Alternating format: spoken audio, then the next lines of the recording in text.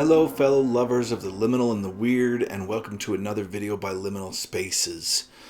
Alright, today we're going to talk a little bit more deeply about Shadow of the Torturer, which I've been reading over the last 2 weeks. If you did not watch my review video, please go back and do so, because I introduced the concept of fantasy and world building and how authors have a tendency to use characters through their world building, and it's a very good place to start to discuss this really complex and strange novel. So go back and watch that, and then come back and watch this. If you've already watched that, then go ahead and move on with me. Of course, as I always say, these videos are intended specifically for people that have read the book and have questions and want to look a little deeper into the content of the book. Usually I break these books down plot point by plot point when I go through these deep reads. In this specific case, I'm not going to do this. So if you haven't read this book, this will probably sound kind of like nonsense to you. Hopefully not, but in this specific case, I find that this text is too hard to break down plot point by plot point. And I'm going to discuss ideas that are brought up here a little more than anything. And I'm going to admit that this book, I don't have a strong interpretation for. Number one, as I said in the last video, I feel like I've only read a fourth of the story. This seems like a book that is arbitrarily split into 4 books, when in reality it could just be one big book. And I believe that Gene Wolfe had the entire first draft of these 4 books done before this one was published. So I think in many ways it is one story. One thing that is absolutely sure is this does not follow the usual plot style that most fantasy books do when they break their stuff up into books. Harry Potter is a good example. The first book is a perfectly formed story in itself.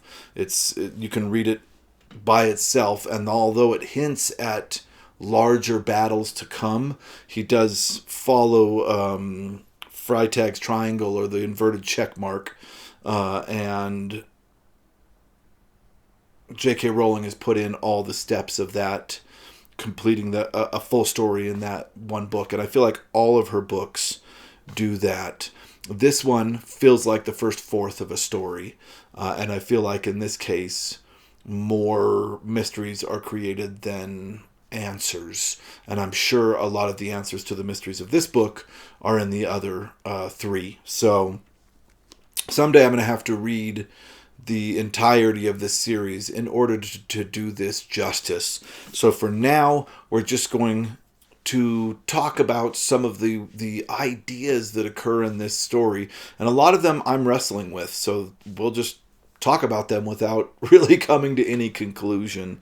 But we'll start with a quick synopsis. So Severian is our main character, and he is an apprentice in the Torturers Guild. And I talk a lot about that in the other video, so go watch that other video before this one.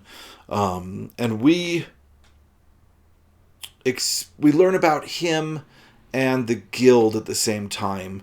And his world is very small. The citadel in which he lives, and the guild that he practices. And there is a revolutionary figure, what's his name? Named Vodalus, and he stumbles upon an event that Vodalus is involved in, and he saves Vodalus's life, and Vodalus gives him a gold coin for doing so. And I think this might be the equivalent of Voldemort to Harry Potter, Vodalus to Severian. But I don't know if Vodalus is a bad guy or a good guy. I know he's revolutionary. He's counter to the culture that Severian lives in. So I don't know if he's going to be the book's main bad guy or the book's main good guy. I have no idea. But to me, that is the only hint we get throughout the entire novel of a bigger story. Please do remember, of course, plot spoilers beyond here. I'm going to spoil everything.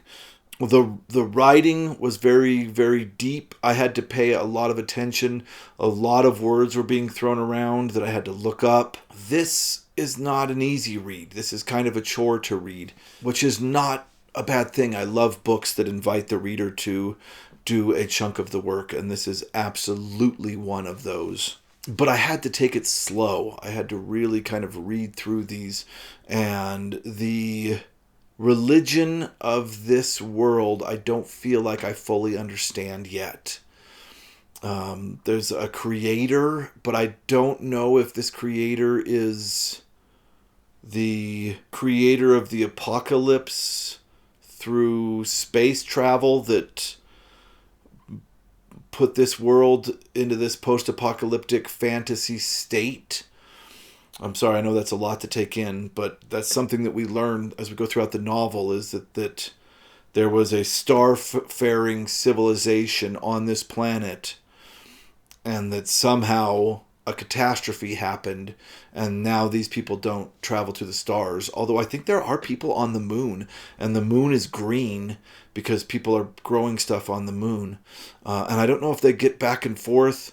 Again, this novel is constantly introducing mysteries that it does not solve. And there's so many. And I feel like everybody that's watching this that loves this series is probably thinking he has to read the next one, and he has to read the one after that. And I think you're absolutely right. I think it's kind of a disservice to try to do a deep read to this one without reading the other three, because, like I said, I don't feel like this is a standalone novel. It can't be. It literally ends mid-journey. He's made the first step of his journey, and the book ends. So yeah, I don't think this should be reviewed alone. I really don't. So he gets to meet a lot of different guilds. There's a witches guild we hear about a lot. I don't think he ever meets anybody from the witches guild. He goes and meets like a librarians guild. They take care of artifacts from the past. And this is a very long section, and the librarian is blind.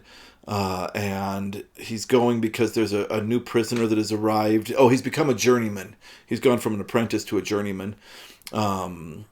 And so now he can run errands that take him further out. But he picks up these books that he's taking back because one of their clients, which means somebody that's going to be tortured and killed in his guild, has asked for books, and she's a very important person that is being put to death. And this is the kind of world building that is very enjoyable. But the difference between this and most of the fantasy I've read, Mary Stewart, the Arthurian or the Merlin trilogy that she did, which I absolutely love, I grew up on, has moments like this where Merlin sees old rituals and learns things about his world that he didn't know as he's growing up. But there's always this overarching plot that's pushing forward. And I think the hardest part of this book for me is I feel like the most experimental thing Gene Wolfe did is decide to not have an overarching plot. Like, I have no idea what this character's fighting for. I have no idea who the antagonist of this whole series is going to be. I feel like this might be a study in world building more than in storytelling. And I know that's a lot to throw out, and I'm going to keep going here. But let me give you an example. He finds a dog that's almost dead, and he nurses it back to health, but he's not really allowed to have a dog. So he kind of hides it, and eventually the dog runs into the tunnels underneath the citadel that he grew up in. And nobody goes into these tunnels. So he's terrified. He's going deeper and deeper into tunnels. He's getting lost. And he doesn't know the last time a human had ever been in these tunnels. And just as his fear is building up, he hears something walking towards him. And it's terrifying. And he turns around and it's a woman. And she lives down there. And she works down there. And she's part of another guild. But the guild only has 2 people in it. And I can't remember the name of the guild. And I was like, what the heck? Right? Like, oh my gosh, she has been introduced to this new person and this new part of the world, and we're going to learn so much about this. And she's like, I'll show you the way home. And she does. And that's the last we ever hear of her. It's over. She's done. And I'm shocked because it goes against convention, which is fine. You know I love weird stuff, and you know I love when it goes against convention. But when I can find literally no point, right? I can't even see it as an allegory or an analogy. I feel like the entire purpose of that moment in this book was to tell us that there's a guild living under the citadel where the Torturers Guild lives. Could this be important in the 4th book? Maybe. Again, why I shouldn't be talking about just this first book. But from the perspective of the first book, that was a lot of page time to give to this novel in order to tell me that there's a guild underneath the Torturers Guild that only has 2 people in it that's never going to come up again.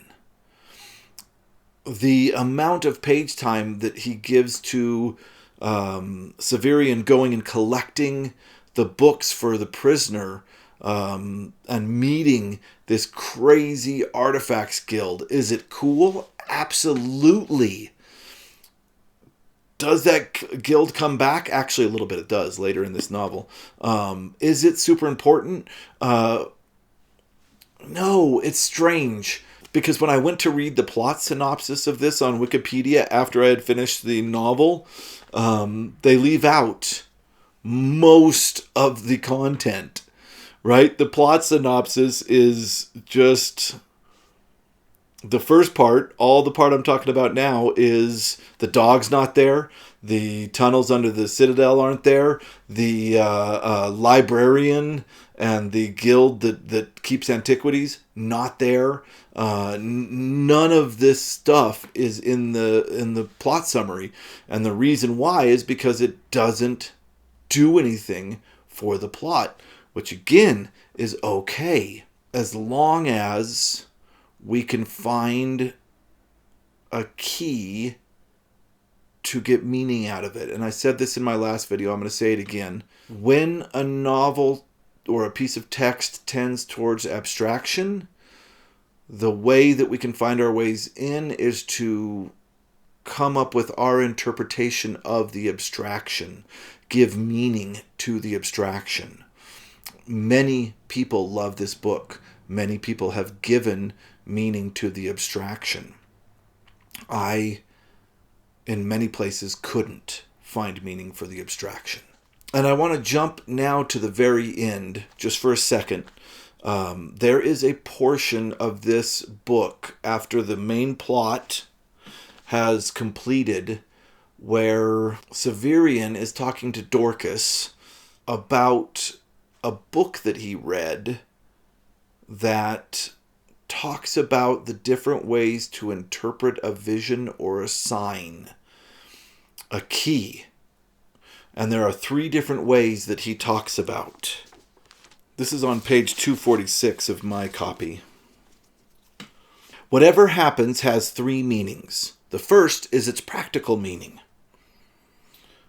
What the book calls the thing the plowman sees. The cow has taken a mouthful of grass, and it is real grass and a real cow. That meaning is as important and as true as either of the others. The second is the reflection of the world about it. Every object is in contact with all others, and thus the wise can learn of the others by observing the first. That might be called the soothsayer's meaning, because it is the one such people use when they prophesy a fortunate meeting from the tracks or serpents, or confirm the outcome of a love affair by putting the elector of one suit atop the patroness of another. Talking about tarot cards. And the third meaning, Dorcas asked? The third is the transubstantial meaning. Since all objects have their ultimate origin in the Pan-Creator, and all were set in motion by him, so all must express his will, which is the higher reality. In my opinion, this is the cipher for this very, very abstract text. I feel like Wolfe is giving us, to the best of his ability, a key to unlock this text. And I like this. And I'm hoping that it plays out in the 3 novels that follow, because I don't believe that I've read the entire story. And what I found super interesting about this is I teach my students a similar way to look at symbology. And the first example I always give my students is the flag, right? In reality, the flag is cloth, so with a design sewed on it. But when you take it up a step, you get the historical meaning of the flag, what the flag meant to people in times past, right? And then finally you get the current and patriotic definition of the flag, what the flag means to Americans, or what the British flag means to the UK, and so on and so forth, both the good and bad, and all of that, right? There's steps, there's layers to symbology. Another great example is the raven in Edgar Allan Poe's The Raven, right? One could see it as the madness of the narrator. One could also see it as the devil punishing the narrator. But the third and the most important is that it could also just be a raven. And this is the part of symbolism that's very important to consider. I also use this when I teach Emily Dickinson's I Heard a Fly Buzz as I died. Just because the fly can have so many layers of symbolism added to it. The raven could just be a raven, and this is something that the narrator early on in the poem says, maybe this is just a raven that keeps repeating nevermore because he heard his master say that over and over and over again. And of course, at that point, people were just learning that birds could mimic the human voice. If we look at it that way, suddenly the reality of the raven puts agency on the narrator, because he knows the bird can only say nevermore, but he is still choosing to ask questions to the raven that will hurt him when the raven answers nevermore. I find this a very interesting look at this poem. So in The Shadow of the Torturer, he introduces these 3 ways to look at every event. And then he and Dorcas converse about which way is best to interpret things. And Dorcas says something really interesting. She says, you'd think that it would be easiest to start at what a thing actually is, and then move on to its spirituality, its symbolism of what it can tell us in the cards or whatever, and then finally to this uber religious meaning of what God desires from us. But she says it's often harder to go back the other way, right? The hardest thing to figure out is what a thing actually is. We see it as a religious event before we see it, or we see it as a spiritual event before we can see what it actually is. And this, to me, is the core of this book. I believe that Gene Wolfe has given us spiritual and we'll just call it spiritual and religious readings, but hasn't told us what it actually is. And that is hard for some readers. It was kind of hard for me, but again, I really enjoyed this. I have a tendency to really be able to go with the flow in a book because I trust the writer is going to reveal all to me. Gene Wolfe does not reveal all, but again, this is the first fourth of a story, so I can't judge this story without reading the other three. I really don't think I can. But anyway, let me talk about the part of the book that I liked the most. He meets a woman that is a prisoner and also part of the aristocracy, and he becomes a journeyman of the guild, and she is tortured, but he had fallen in love with her and read books with her, and he gives her a knife to commit suicide, which is a terrible, terrible sin for his guild, and he is kicked out and sent to be a torturer in another town, and he has to walk to this town. And this is when the journey of this novel really begins, and it's halfway through the book that it starts. And it's also when this book gets the most abstract and surreal, and it was my favorite parts. I had just talked about Norman Spinrad's No Direction Home, and I talked about how unique it is that Spinrad uses very concise and non-hallucinogenic prose to discuss hallucinogenic concepts. Wolfe's the other way.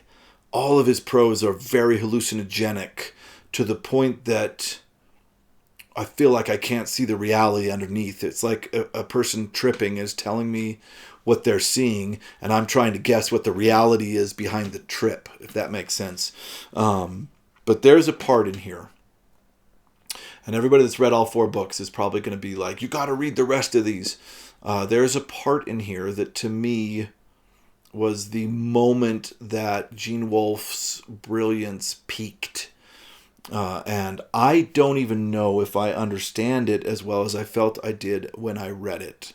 But there's this weird glass or mirror-made building that was made by this old wizard of the king.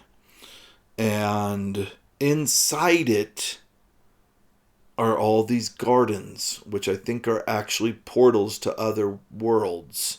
And I think at one point they go through a portal that puts them on Earth, Severian and these other characters. But there's a story that Severian starts to tell that he doesn't finish, which is actually the story, I think, of the woman that he fell in love with and gave the knife to who killed herself. But I'm not 100% sure. Anyway, she tells this story about mirrors and mirrors repeating. In this story, these 2 kids go and play in a room with mirrors, and the wizard comes and meets them and asks them what they see in the mirrors, and the girl says, I see a weird teardrop animal. They're these constantly, the mirrors are pointed at each other, so they're constantly repeating. And she says, sometimes when I look in the mirror, I see this teardrop creature. And he says, I'm going to call for you later and you need to come see me. So she does. And she goes and sees him. And he explains space travel. And I don't know if I understand this, but the people on this planet, if this is the planet and not the reflection, made huge mirrors and reflected light off them enough that I believe he's saying that the light sped up, that it went faster than the speed of light. And then they would sail on this solar wind. But in our universe, nothing can go faster than the speed of light. So the minute that light went faster than the speed of light by being reflected through mirrors, it had to enter a dimension where it actually could go faster than the speed of light.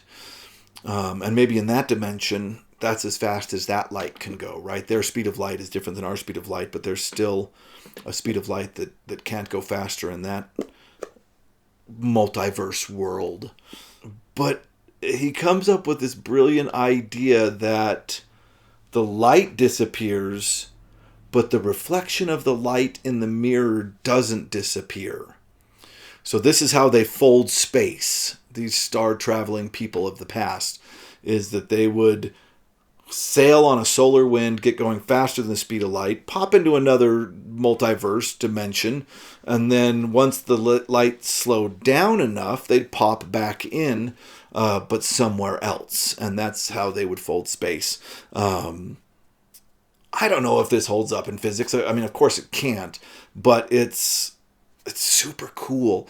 And he takes this extra step and says, okay, so the light goes to another dimension to go faster than the speed of light, but the reflection of the light does not. And he says, so when you have a reflection in a mirror, but nothing it's reflecting, something has to be created. Because the rules of our universe state that you can't just have a reflection and not the thing itself. And this really was mind-bending for me. And this is the part of the novel that I held on to and tried to use to describe all the rest of the novel. Because I thought it was really brilliant. And this post-apocalyptic fantasy society might be a society that's created because of this mirror thing. When they created this technology to travel through the stars, things started creating. This might be the creation of another world where things can travel through the speed of light. This might be the original world where they figured out how to travel things and stuff popped up that had to be created in order to be the thing in the reflection. I love this idea. And I hope that it is expounded upon and becomes more important as the books go on. Because to me, that was the brilliant part of the novel, where everything else was just this journey that, in my opinion, was completely happenstance without any purpose. He just falls into these weird events that he doesn't even seem to understand at all, that the people around him may understand but aren't telling him. And I feel that there's so much withheld by the writer that it frustrated me at times. So in the end, I feel like if the other three books build on the universe that is hinted at in this novel, then it's got to be a great series. And if that's the case, then I feel like this book is not the full story.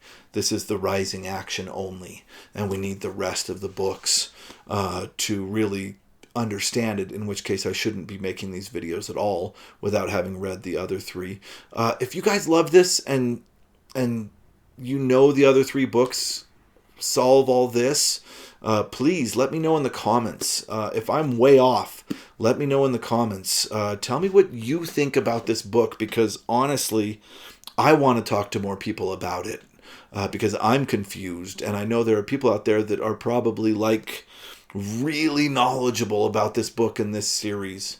I know that Literally Books, it's one of his favorites, so hopefully Virgil will comment and tell us what he thinks of this.